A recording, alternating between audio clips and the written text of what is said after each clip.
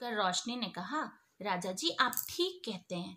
अगर हमारे पास बल नहीं होगा तो आसपास के सारे दूसरे वन वाले जानवर हमारे ऊपर आक्रमण कर देंगे और फिर हमारे ऊपर कब्जा कर लेंगे। वैसे भी हम खुश नहीं रह पाएंगे। तो हमारी खुशी और शांति के लिए मैं एक काम करती हूँ, मैं सारे जानवरों के पास जाती हूँ, सबको समझाने की कोशिश करती हूँ और कल मैं सबको लेकर राज दरबार में हाजिर हो जाऊंगी। तब तक के लिए आप बिल्कुल शांत रहिए, परेशान ना होइए। टेंशन लेंगे तो हमारे राजपाट को कैसे संभालेंगे। वैसे तो रोशनी बहुत बातें करती थी, पर उस दिन राजा को परेशान देखकर वो बहुत चुप हो गई। सभी जानवरों के पास गई। हाथी ने कहा, रोशनी मुझे पता है तुम राजा की बात मनवाने सबसे पहले हमारे पास आओगी, पर हमारे मन की शांति का क्या? जब हमारा मन अशांत होगा तो हम कोई भी काम मन लगा करके नहीं कर सकते हैं। फिर अशांति तो सारी समस्याओं का जड़ होती है। अगर जंगल के सारे जानवर अशांत हो गए तो राजा जी की शांति से क्या होगा? कुछ नहीं। हमारा बल एकता में है। हम सब मिलजुल कर रहते हैं, इसलिए हम ताकतवर हैं। अगर इस तरह राजा जी हम सबको परेशान करेंगे तो हमारी एकता टूट जाएगी। हम अगर अपनी ही समस्याओं में उलझे रहेंगे तो शांति वन की प्रगति के लिए कुछ नहीं कर पाएंगे, कुछ सोच नहीं पाएंगे, लगे रहेंगे अपनी ही समस्याओं में। इसलिए हमारा शांत होना जरूरी है और इसीलिए हम शांति देवी की पूजा करते हैं। हम महाबली की पूजा नहीं करते। रोशनी चुपचाप उनकी सारी बातें सुनती रही और फिर वहां से उठकर बंदरों की फैमिली के पास चली गई। बंदरों ने कहा, आ गई तुम अपने राजा जी की बात मनवाने? रोशनी ने कहा, नहीं, मैं तो ये सुनने आई हूं कि आप लोगों को प्रॉब्लम क्या है। तो बंदरों ने कहा, देखो रोशनी, हम पेड़ों से पेड़ों पे उछलते रहते हैं। पेड़ प्रकृति से होते हैं और अगर पेड़ नहीं होंगे तो हम रहेंगे कहाँ? हमारे लिए प्रॉब्लम आ जाएगी। इसलिए हम वृक्ष देवता की पूजा करते हैं। हमें महाबली की जरूरत नहीं। हम महाबली की पूजा करके पेड़ों को कैसे ला सकते हैं? इसलिए हमें बल से ज्यादा वृक्ष की जरूरत है। और जो शारीरिक बल है वो कंदमूल खा करके हम पूरा कर लेते हैं, वो भी हमें वृक्षों से ही मिल जाते हैं। तो हम वृक्षों की पूजा करते हैं।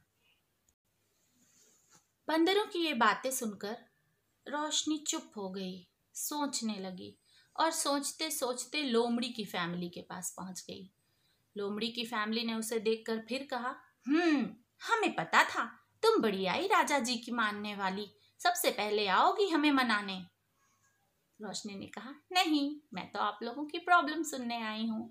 मैं क्यों आप लोगों को बोलूंगी ऐसा करने के लिए? मैं थोड़े ना जंगल की राजा हूँ।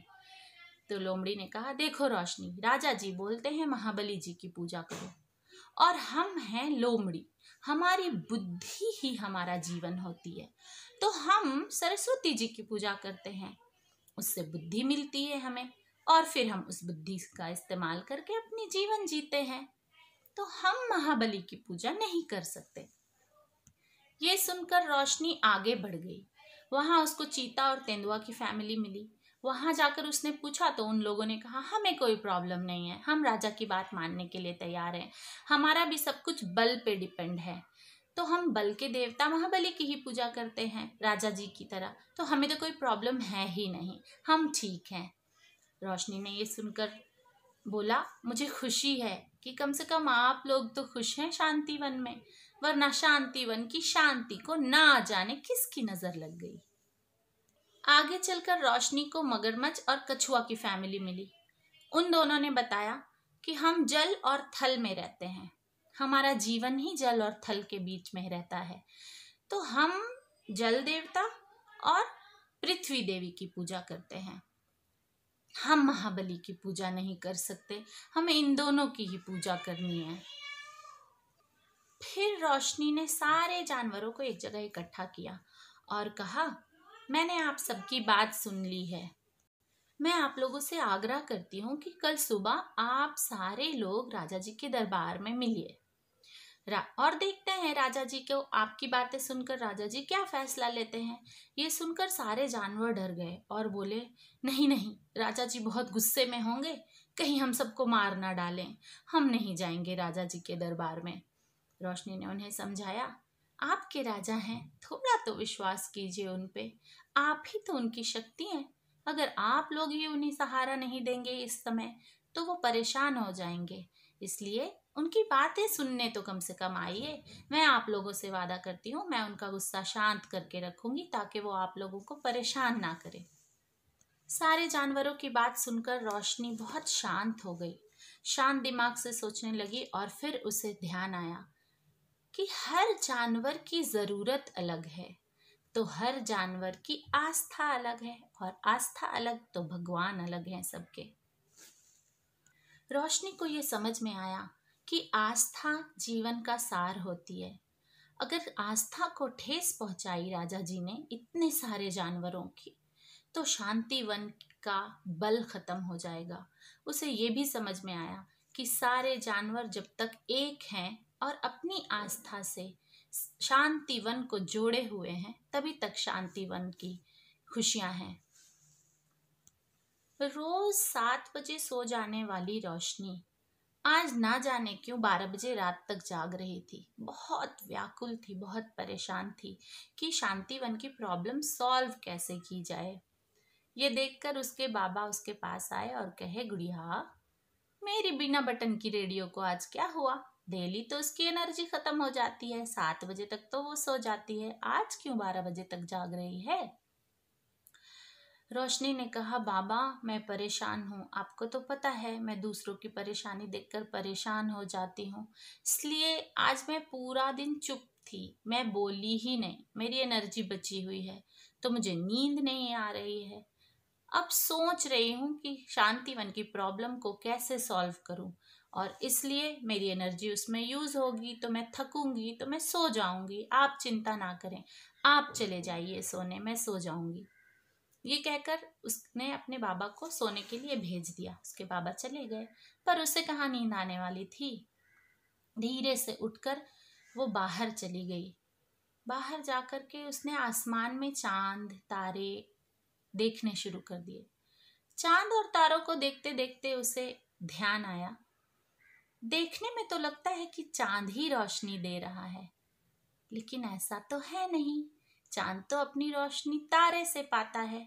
वो तारा जो उसके सबसे करीब है वो है सूरज, और ये सारे तारे मिल करके हमारा जग रोशन करते हैं। इसी तरह उसे बात समझ में आई कि राजा जी का बल सिर्फ अकेले ही शांतिवन को नहीं बचा सकता किसी भी दूसरे जानवरों के वन से। सारा बल ये सारे नन्हे नन्हे तारे जो छोटे छोटे हमारे शांतिवन के जानवर हैं, सब मिल करके चांद यानी राजा जी को उनकी रोशनी देते हैं। उसे ये बात समझ में आई। उसे ये भी समझ में आया कि अगर शांतिवन के सारे जानवर आपस में एक दूसरे से बात करना बंद कर देंगे और उनकी एकता खत्म हो जाएगी, तो तेंदुआ, शेर और चीता मिलकर सिर्फ अपने बल के भरोसे शांतिवन को खुश नहीं रख सकते। जब सारे जानवर खुश होंगे तभी शांतिवन में शांति और खुशियां बनी रहेंगी। कहते हैं ना, हम जब बहुत बेचैन होते हैं तो अपने भगवान के पास जाकर थोड़ा देर बैठते हैं। उस जगह में जहाँ हमें आस्था है वहाँ थोड़ा देर जाकर बैठते हैं और फिर हमारा मन शांत हो जाता है। उसी तरह रोशनी के जो देवता थे प्रकृति, उनकी गोद में बैठकर रोशनी को बहुत शांति मिली और उसकी प्रॉब्लम का सॉल्यूशन भी मिला। वो जाकर सो गई। दूसरे दिन वो राज दरबार पहुंचती है।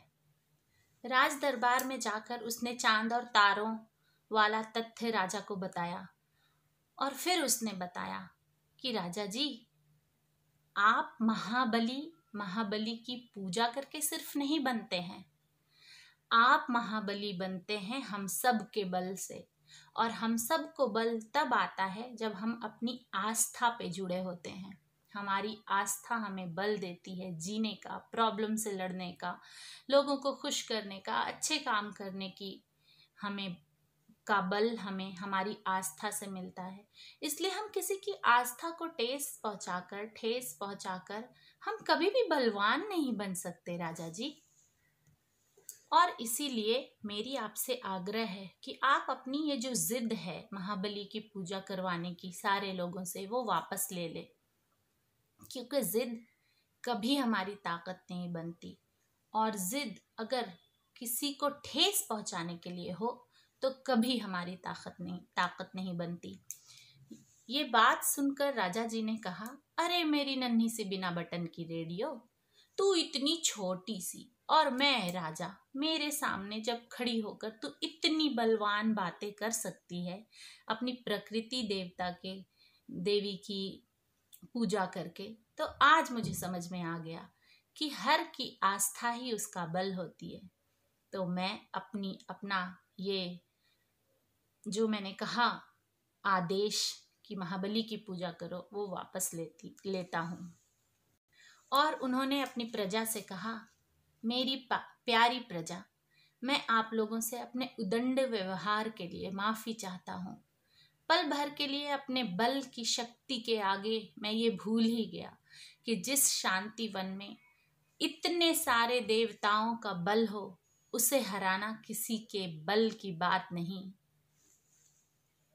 और इस तरह अपनी अच्छी सोच, अकल और कम्युनिकेशन स्किल से एक नन्ही सी बिना बटन की रेडियो खरगोशनी ने एक राजा के सामने अपनी बात रख दी और सारे शांतिवन की प्रॉब्लम सॉल्व कर डाली। तो बच्चों, ये जो कम्युनिकेशन स्किल होती है, ये रिश्तों को बनाने में, जॉब में ऊपर जाने में, आपकी बातें हैं अपने लोगों तक पहुंचाने में और उन्हें कुछ अच्छा समझाने में सब जगह काम आती है। तो ये कम्युनिकेशन स्किल लाइफ स्किल का एक बहुत बड़ा हिस्सा होती है। उसे सिर्फ जॉब प्लेस में यूज करना है ऐसा नहीं है, हर जगह इसकी ज़रूरत होती है। इसलिए इसे हमेशा इम्प्रूव करते रहिए। मैं भी करती हूँ, अभी भी करती हूँ, कभी बीच में भूल जाती हूँ, इंसान हूँ, भूल जाती हूँ, फिर वापस से उसको याद करती हूँ, फिर से उसको ठीक करती हूँ, फिर से सारी प्रॉब्लम गाड़ी चली आती है लाइन पे।